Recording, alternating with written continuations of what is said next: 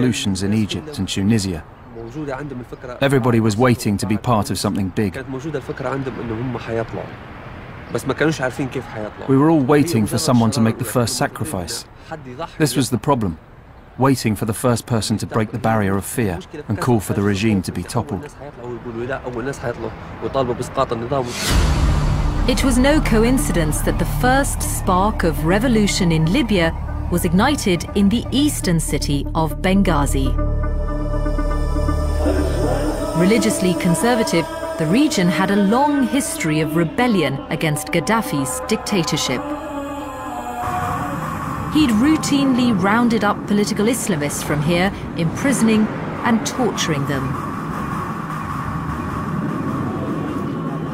One incident in particular had left deep scars on the community. In 1996, over 1,000 prisoners had been gunned down in cold blood while being held at the Abu Salim prison in Tripoli. Benghazi never forgot its dead.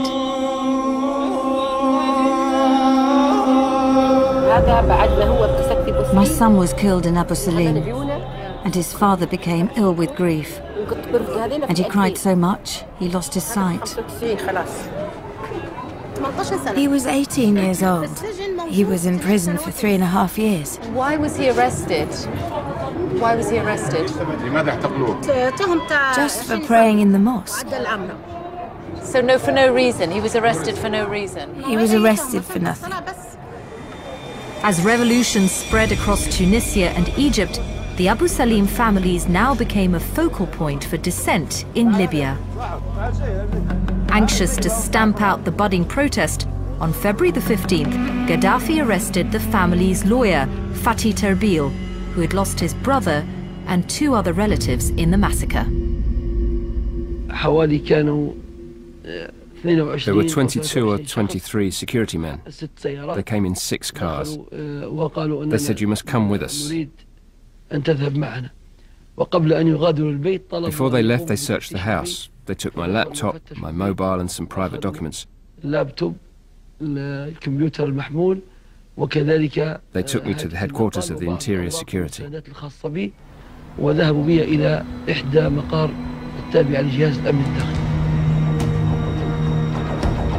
News leaked out of the arrest of Fatih Terbil.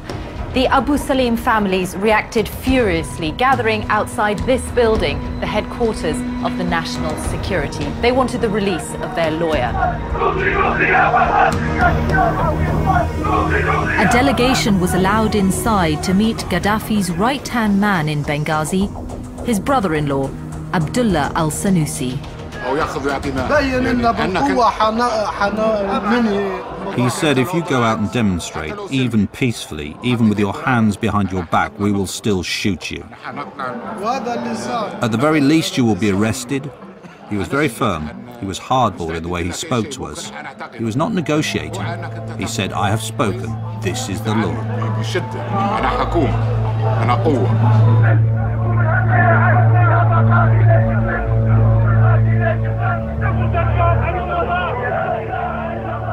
But outside the National Security Building, the crowd was growing.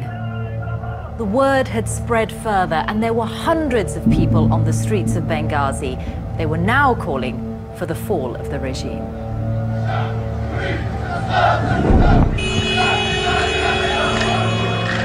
The Facebook activists could now see that their anger was shared across the city.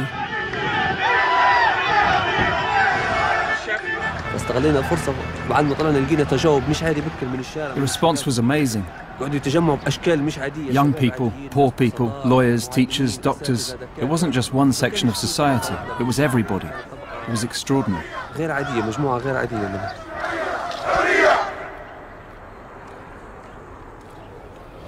Anger was now growing across Libya. On the 17th of February, a huge crowd gathered in this square in the eastern port city of Tobruk. Their focus was a monument honoring Gaddafi's famous green books, which detailed his bizarre political philosophy. The activists had learned from Egypt and Tunisia that for their revolution to succeed, they had to let the world beyond Libya know what was happening. a young chemical engineer, Tawfiq Othman, took action. Just try. I take my phone and film it. So you thought, I need to capture this moment? I think it will be a great moment.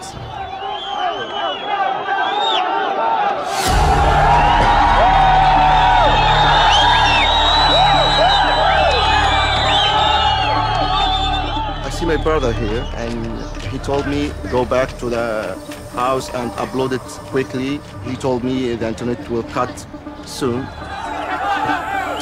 That night, Tawfiq locked himself inside an internet cafe and uploaded his video footage. I was uploading the sections one after another, maybe 5 different videos. The internet signal was very weak.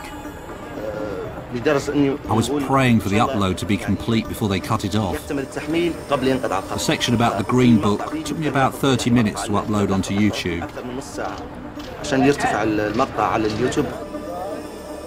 The next day, the internet was shut down across Libya. Gaddafi had finally realized that in the World Wide Web, Libyans had a powerful weapon. All of the country's internet connections were routed through one company in Tripoli and could be instantly disabled. Mobile phone networks were also shut down. But Tawfiq's crucial video had made it to the outside world. Only 2 hours after I uploaded the video, my younger sister called me to say that the fall of the Green Book statue was being broadcast by Al Jazeera. How important do you think the pictures that you filmed here were to the revolution? It was very important because when revolutionaries from other cities saw it, they knew that Tobruk had fallen. The pictures had a great psychological impact on the protesters because the Green Book was the most hated thing in the country.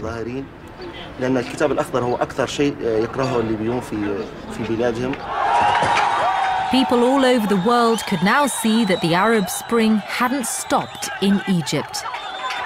In Benghazi, the demonstration turned into a street war when men wearing yellow helmets, believed to be Gaddafi's henchmen, descended onto the streets and attacked the unarmed protesters.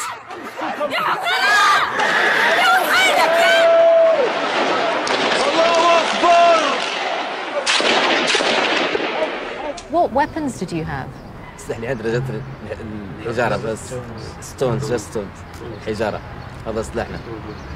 You were just throwing stones at the police?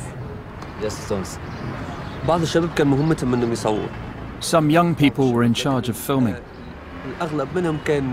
Even those who were filming would hold a camera in one hand and a rock in the other.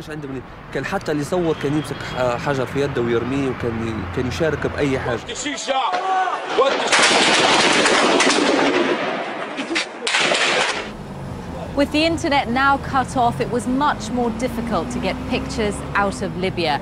But thanks to old technology, it was still possible. Over the next few days, Libyans drove here to the Egyptian border in all kinds of cars and battered taxis with memory cards that they handed over to friends and supporters. They then uploaded them from Egypt. On the 19th of February, a funeral march for those who'd been killed in the fighting passed directly in front of the Katiba, the military barracks in Benghazi and the seat of Gaddafi's power. We all walked down Jamal Street, and we knew that once we got close to the military base, something was going to happen. Because every single young man in Benghazi was marching in this funeral. As the funeral march approached the Katiba, snipers started firing from the rooftops.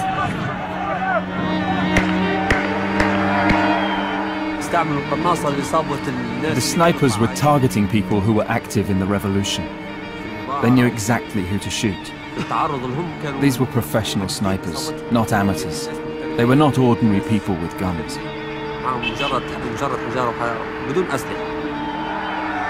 Mohammed and his friend were targeted. A friend of mine was killed. My friend and I were shooting video of what was going on using his mobile. This mobile I'm holding right here. They opened fire on us.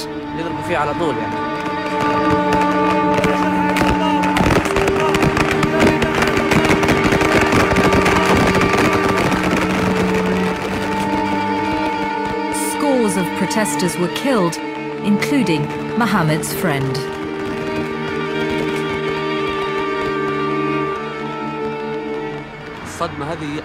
What they did shocked all of Benghazi and Libya. The regime was taking revenge even against a funeral. They had no respect for the dead. The regime's attack on the funeral would be decisive.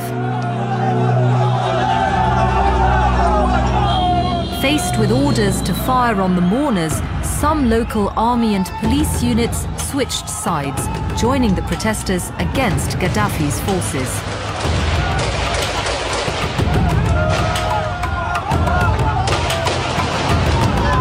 The rebels' goal was to take the Katiba. I remember young men heading towards the military base without weapons, baring their chests and shouting, "Shoot us." With few weapons, they used whatever they could.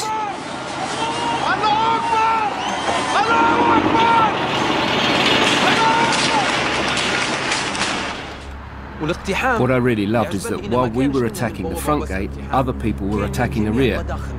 Every entrance to the base was being attacked. It was a massive invasion. Thanks to the power of our faith and our will to live, we looked as if we were working to a plan, but there was no plan.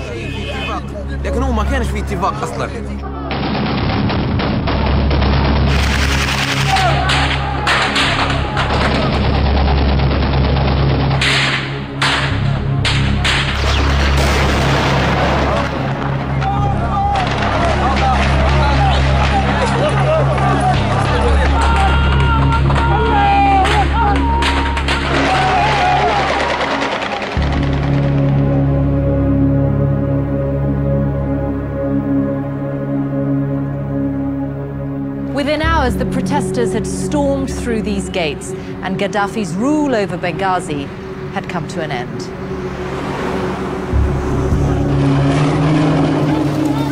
I was in the hospital that day. We were just under stress in the hospital because we were trying to nurse the injured people. We heard just screaming outside, screaming and gunshots, and so we went out. We just let everything, we just went out, we want to see what's going on. So we saw that people were really happy, and they say, we won Katiba war, we won Katiba war. Happy, we start screaming too that day. Me and my person start screaming.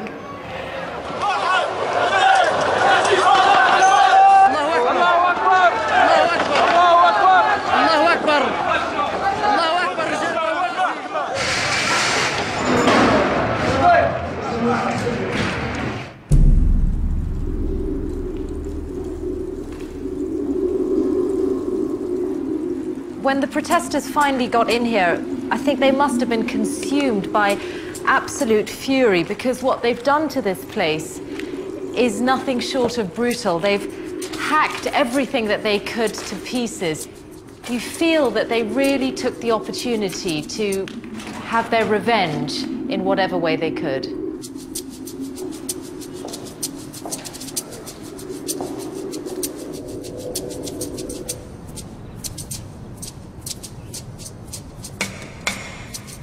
Gaddafi's rule in eastern Libya was now over.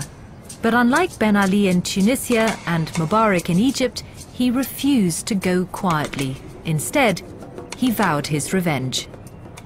للملايين من الصحراء إلى الصحراء